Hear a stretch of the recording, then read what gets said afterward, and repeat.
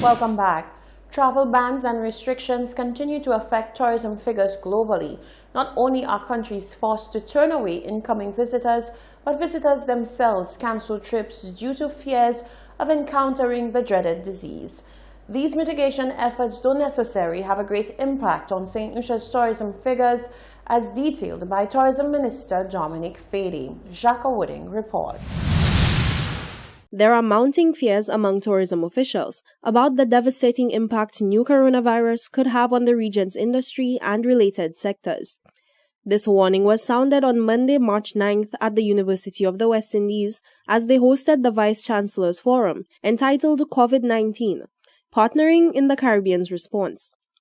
Panelists pointed out that governments are working closely with national and regional institutions to minimize the threat to the region. However, they agreed that should the virus reach our shores, it could have devastating consequences.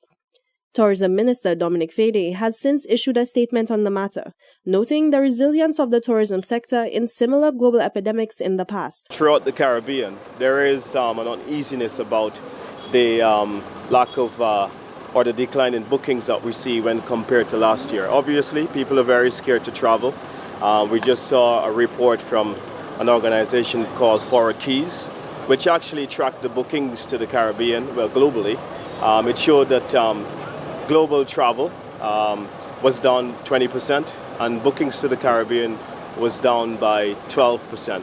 So we have a very important meeting which is coming up on the weekend in Miami to see how we can come up with a regional strategy to try to respond to what is a very, very difficult situation for tourism at this point in time. After a simulation by the International Development Bank to determine the impact of the virus on Caribbean economies, it was determined that COVID-19 could have a far-reaching impact, putting a dent not only in the tourism industry, but negatively affecting wholesale, retail and transportation, fracturing supply chains and reducing productivity.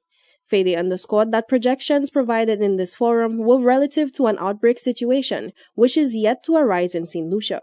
He did, however, emphasize the seriousness of a potential realization. Let's not jump the gun. I think the tourism has been resilient. We've been through this with SARS, we've been through this with 9/11, we've been through this with the 2008 crash.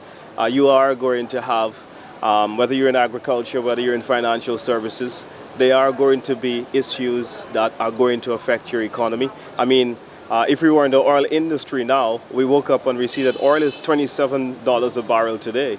So I think that regardless of what sector you're in, a situation like this is going to have severe implications on your economic fortunes. Officials have predicted that global tourism could witness a reduction of between 1% and 3% as a result of COVID-19.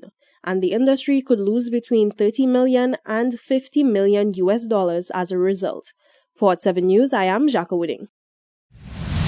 Grand Riviere minibus drivers are speaking up against an issue which they say is leaving them with unnecessary expenses, as well as placing pedestrians in danger. Pointing out a metal pallet at the entrance of the Grand Riviere bus stand along Jeremy Street, the drivers are imploring the powers that be to fix the issue before it causes serious injury. Minibus drivers of the Grand Riviere bus stand are saying enough is enough and are calling on the powers that be to fix a problem that has the potential to cause serious harm. The drivers say the problems surrounding a badly placed metal pallet along the entrance of the bus stand have upgraded from causing damage to their vehicles to now becoming a hazard to pedestrians, especially the elderly and the very young. One driver, Shoin Ferguson, says this needs to be fixed with urgency. Them metal plates, they have been there for a while, but I've seen persons' feet actually go down in that, fall down. Also, bus driver tires, they actually go down in that, damaging silencer, damaging bus driver rims. This is a very serious thing, honestly. So I think the officials, the government, whoever responsible, CCC, should come down there and really do something about those metal plates right here in the entrance of the Grand Riviere bus stop. This is a very, very risky thing. Another driver, Kenneth Joseph, believes that a thicker pallet is needed to replace the current ones in order to remedy the situation. I was passing and I go up on it. When you go up, it coming up and it mess up my silencer. And you're a bus driver from what? I'm from Grand Riviere. Yeah. So how long since that have been affecting you? Well, that's from the time they put that thing there, it has been affecting us for a very long time. About I can say monthly, yeah, from the time they put that there. They make some changes already, it's still doing the same thing. The Grand Riviere bus stand is situated along Jeremy Street. Senior maritime administrators from the region gathered in large numbers in St. Lucia to discuss critical issues facing the maritime sector and the relevant conventions of the International Maritime Organization, IMO. The St. Lucia Air and Seaports Authority hosted the two-day workshop organized in collaboration with the Ministry of Infrastructure, Ports, Energy and Labor and the IMO. A large number of senior maritime administrators, close to 60 officials, participated in the St. Lucia hosted workshop looking at regulations and conventions relevant to the region's maritime sector. Minister for Infrastructure, Ports, Energy and Labor, Stephenson King, noted that the maritime sector plays a critical role in trade across the region and the world, in particular the movement of people, goods and services. What is most important is to ensure that in the architecture of the maritime industry, that the necessary legislation, the necessary protocols, the necessary practices, the standards that are required to ensure that there is seamless operations within the industry. Some of your featured topics include the work of CARICOM in the context of maritime transport, the issues around the International Convention for the Control and Management of Ships' Ballast Water and Sediments, the hydrographic services and the work of women in the Caribbean Maritime Association, amongst others. One of the overarching issues of the regional meeting was the marine environment. It was put into sharp focus by Christopher Alexander, the Director of Maritime Affairs at the St. Lucia Air and Seaports Authority. The almost total dependency on the tourism and maritime industry has led to a dramatic rise in number of cruise ships' arrival in our ports. However, we must be cognizant that with this expansion, we must also implement appropriate legislation to safeguard the marine environment with the requisite safety and security regime. The International Maritime Organization representative for Latin America and the Caribbean, Carlos Saldago, went on to reveal that the IMO was preparing to intensify its activities relating to climate change and its impact on the maritime sector. The 2020 World Maritime Day theme, Sustainable Shipping for a Sustainable Planet, will provide an opportunity to highlight the contributions of shipping and the IMO towards achieving the 2030 Agenda for Sustainable Development and a Sustainable Future. The meeting in St. Lucia laid the groundwork for strengthening the capacity of regional maritime administrators as they implement IMO conventions and influence policies and legislation that will help the sustainable development of regional economies. About 30 rank-and-file members of the National Workers' Union will be meeting Wednesday, the 11th of March, at the John Burke King Industrial Academy at Unity House, Sanssouci, to participate in a one-day orientation seminar. As new shop stewards join the front line of the trade union movement, it is important to help build capacity within the organization. The presentations will focus on the history of the NWU and the importance of union representation, roles and responsibilities of shop stewards or employee representatives, union financing and operational costs, and mobilization.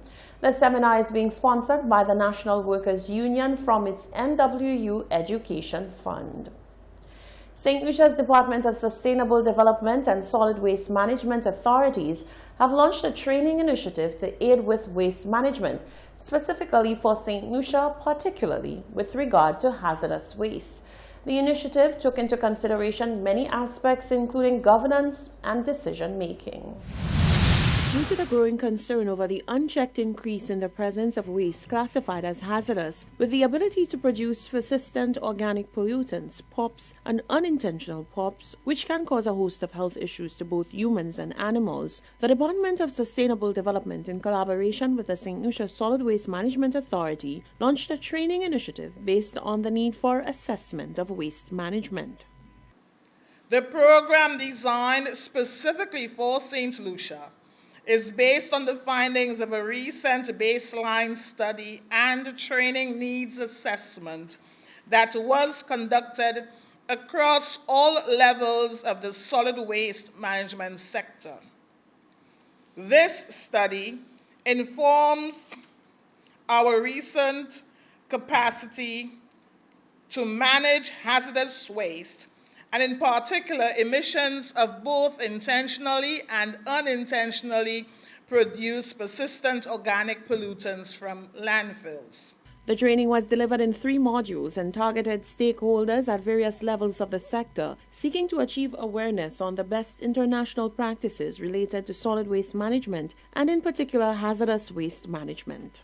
To ensure the aforementioned is achieved, participants have been selected to attend sessions which best fit their current involvement and contribution to the sector. All designed to outfit the country with a cadre of individuals to lead and drive the change process. The project officer of the Basai Convention Regional Center also gave more insight into what the initiative hopes to achieve. This activity forms a part of an overarching project called the JEF 5558 project, which deals with the development and implementation of a management mechanism for POPs in the Caribbean. We're currently executing in 8 Caribbean countries, and so POPs basically are a group of chemicals designated by the Stockholm Convention, and what we're doing is working through with each of the countries based on their potential sources and uses of POPs and working with the countries on how they can better manage that situation. In an effort to ensure a reduction in harmful waste, St. Lucia will continue efforts to aggressively fulfill its agenda with the aim of achieving a higher quality environment and a healthier population.